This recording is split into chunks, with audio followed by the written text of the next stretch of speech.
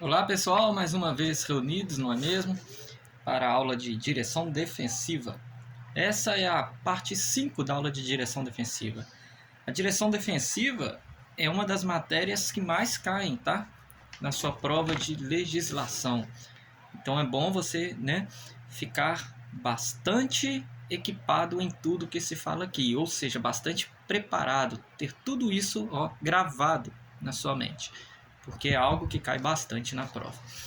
Na aula anterior, nós estávamos vendo as leis da física, a aderência, a derrapagem, a força centrípeta e a força centrífuga. Hoje nós vamos falar das transferências de massa.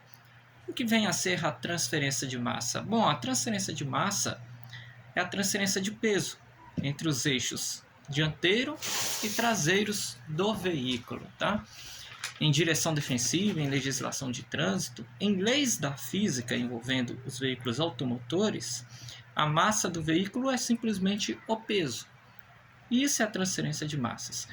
Então, essa troca de peso entre os eixos dianteiro e traseiro do veículo ocorre de acordo com a velocidade que você está imprimindo no veículo naquele momento, de acordo com a intensidade que você usa na aceleração ou na desaceleração. O que vem a ser a aceleração, né? A aceleração é o ato de acelerar o veículo, de começar a apertar aquele pedal do acelerador. E a desaceleração é o ato de soltar o pedal do acelerador.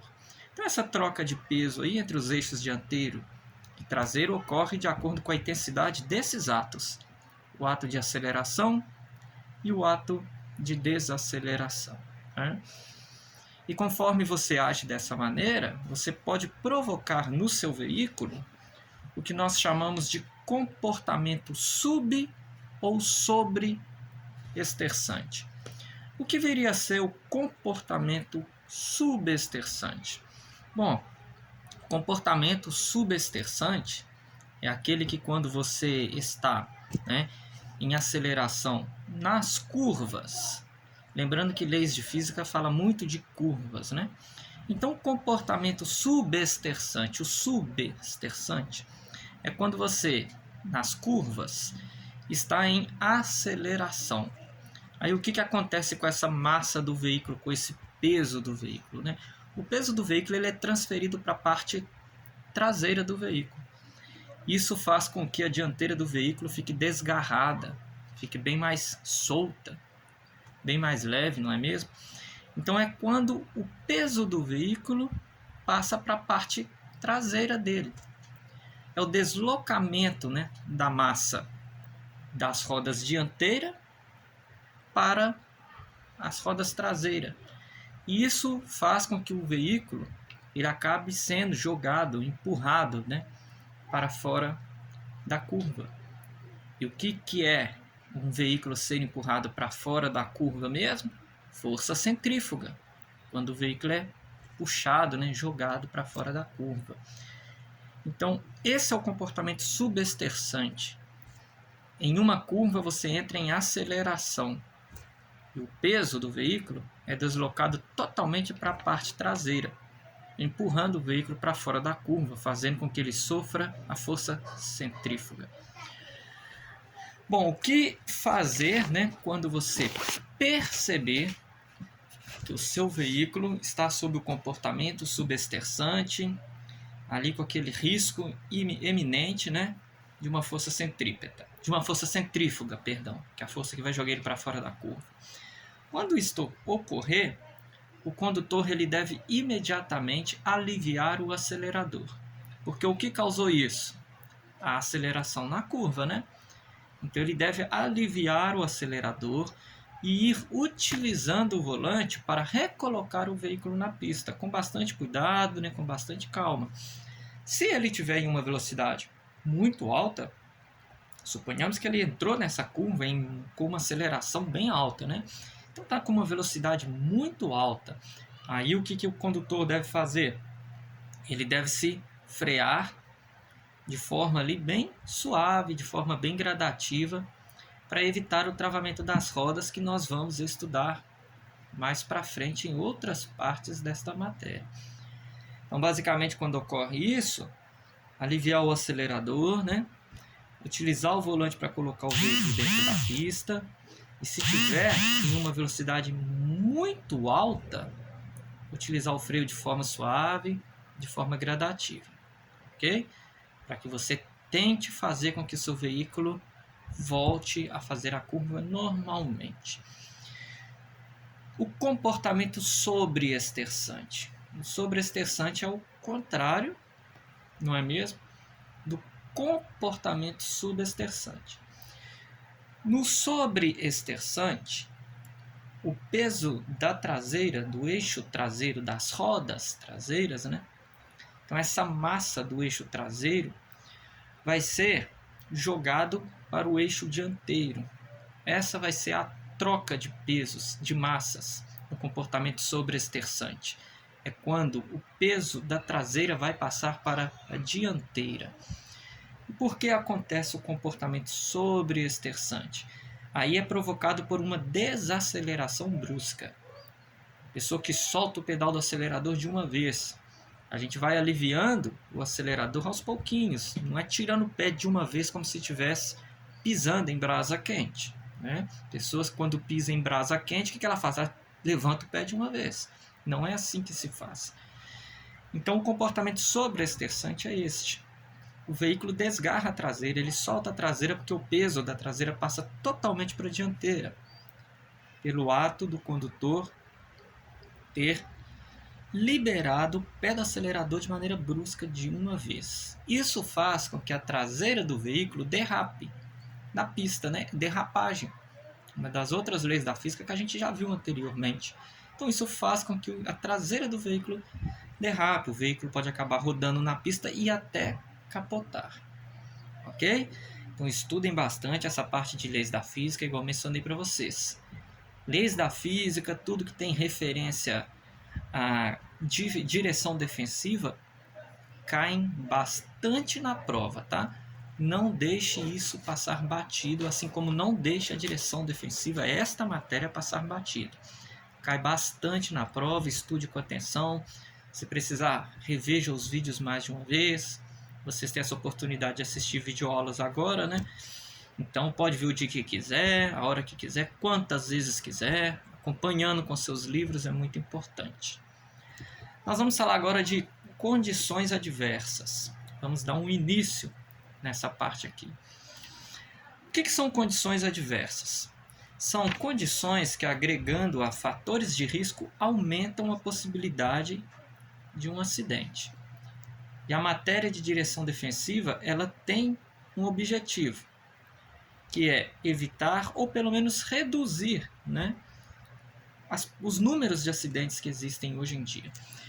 Então, essas condições adversas são vários tipos. Nós temos as condições adversas de passageiros. O que seriam condições adversas de passageiros? Bom, o comportamento dos passageiros dentro de um veículo, ele pode atrapalhar o condutor. E atrapalhando o condutor a dirigir com atenção, né, com calma, isso pode até fazer com que aquele condutor venha, né, causar acidentes, que vai envolver não só ele, mas os outros que estão utilizando as vias e os passageiros que estão com ele. Então, essas condições adversas dos passageiros pode ser barulho demais dentro do veículo, que irrita o passageiro, tira dele a atenção, não é mesmo? Brigas dentro do veículo. Às vezes, pessoas alcoolizadas, pessoas drogadas, pessoas com estados psicológicos alterados. São diversas as condições adversas do passageiro que podem atrapalhar, sim, o condutor a conduzir um veículo com segurança. Então, sempre que a gente está andando ali como passageiro, né, seja no ônibus, seja nos veículos aí de serviço de aplicativo, ou seja até mesmo no carro de um parente seu, ele dirigindo, você como passageiro, tenha o bom senso de que você pode sim conversar com a pessoa, né? Você não tem que ficar ali dentro também caladão. Não, pode conversar. Aqui está falando condições como brigas, desordem, barulhos que irritam, né? alcoolizado, drogado. Esse tipo de situação pode atrapalhar o condutor na condução do veículo. Ok? Outra condição adversa que existe são as condições adversas envolvendo cargas. Transporte de cargas. Seriam cargas mal distribuídas, mal embaladas, mal amarradas, mal condicionadas, cargas muito volumosas ou muito pesadas para um tal tipo de veículo. Essas condições adversas de cargas, elas atrapalham e muito a condução de um veículo com segurança. Quantas vezes a gente não vê nas rodovias aí uns caminhões, né, levando umas cargas com volume muito grande, muito alto, e o caminhão anda até torto, parece que vai tombar para a direita. Isso é apenas um exemplo que eu estou dando para vocês, né? Mas as condições adversas de carga têm a ver com isso, cargas mal distribuídas, mal embaladas, mal amarradas. Isso pode causar prejuízos e acidentes no trânsito, ok? Temos as condições adversas do tempo. Essas são mais fáceis de entender, estão relacionadas ao clima, não é mesmo? Bom, muito do que se diz ter envolvimento com as condições adversas do tempo tem a ver com a nossa capacidade de ver e de ser visto. O que é a capacidade de ver e de ser visto? No trânsito, você tem que estar vendo os outros usuários das vias, assim como eles têm que ver você. Agora, se há uma dificuldade por causa do clima de você enxergar os outros, também vai haver uma dificuldade dos outros te enxergarem. É a capacidade de você ver e de você ser visto. Por exemplo, sob neblina. Sob neblina, um condutor X tem dificuldade de ver o condutor Y. Mas o condutor Y também vai ter dificuldade de ver o veículo do condutor X. A dificuldade não é só para um, é para todos, né? Então a neblina, chuva forte, países que sofrem com nevascas, não é mesmo? Às vezes fumaças causadas por algum incêndio na região. Tudo isso atrapalha muito a condição da pessoa de ver e de ser visto, tá? Então, sob essas condições adversas do tempo, o que o condutor deve fazer? Ele deve redobrar a atenção dele, diminuir a velocidade, tá? Manter uma distância de segurança maior dos outros veículos e utilizar o farol baixo mesmo que durante o dia. Por quê? Quando você liga o farol baixo, as luzes de posição do veículo também se acendem. Todas as luzes que tem ao redor do veículo. Então essas luzes servem para que as pessoas possam ter uma noção. Por exemplo, na neblina, vendo luzes acesas na sua frente, você já tem uma noção. Espera aí que tem um veículo ali, tem alguma coisa ali. Eu não estou enxergando direito, mas eu vejo as luzes. Tá? Então, redobrar a atenção, ligar farol, ligar as luzes do veículo, manter uma distância maior, diminuir a velocidade. É difícil para você enxergar? É. Mas também vai ser difícil para os outros te enxergarem. Não é mesmo? Condições adversas das vias. Condições adversas das vias têm relação com as vias mesmo. Vias mal sinalizadas, vias muito esburacadas, vias escorregadias, tá? Com muitas curvas acentuadas. O que são curvas acentuadas? São curvas muito fechadas. Todas essas condições, a falta de sinalização nas vias, o asfalto precário, buraco, muita curva, pista escorregadia, tudo isso são fatores, né, que colocam o trânsito em risco. Então você tem que tomar as precauções, diminuir a velocidade, redobrar a atenção, né, manter uma distância de segurança maior, ficar mais ligadão, ficar mais focado, para que você consiga, né, ter a capacidade de se livrar, talvez, de possibilidades de acidentes. Bom, por hoje nós vamos ficar por aqui. Nós começamos aí então as condições adversas, falamos das condições adversas dos passageiros, de cargas, falamos das condições adversas do tempo, das condições adversas da via, não é mesmo? Falamos ali no finalzinho das leis da física das transferências de massas. E na próxima aula nós vamos terminar então essas condições adversas. Nós vamos falar das condições adversas do condutor, que envolve os estados físico e mental do condutor.